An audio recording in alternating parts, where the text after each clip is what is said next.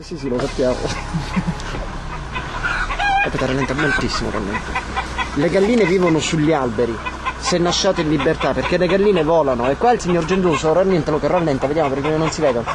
Ecco, in questo albero ci sono delle galline. Ora seguiamo il signor Genduso, perché c'è questo cagnolino meraviglioso, che è piccolo. Il cane di Asterix questo. Ehi, piccolo! Il signor Genduso c'ha anche il motorino. E no, seguiamo. Lo seguiamo. Questa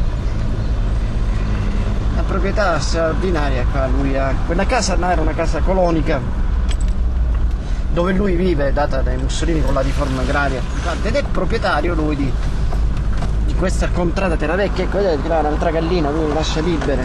Bravo, bravo Genduso. Qua c'è le pecore di tutti i colori.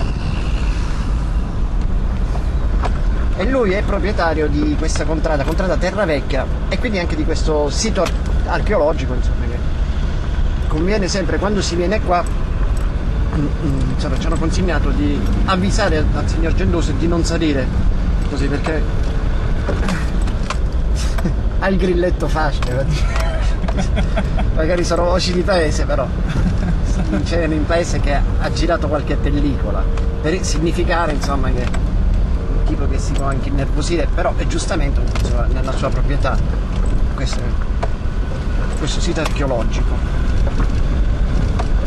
Benissimo, stiamo prendendo questa strada, stiamo arrivando al sito archeologico di Terravecchia, grazie alla benevola concessione di Tanino non è che forte Genduso, Tanino Genduso, detto il pistolero da noi. Ecco qua, noi stiamo seguendo sempre il signor Genduso. Questo scenario, non siamo nel deserto, bellissimo, peccato, ci voleva una foto. Dove c'era la macchina fotografica? Maledetti. Veloce. E qua siamo al contrada Terravecchia. Siamo quasi in cima, a terra sono cocci a non finire. Ecco qua, ceramica siciliota, vernice nera lucidissima. È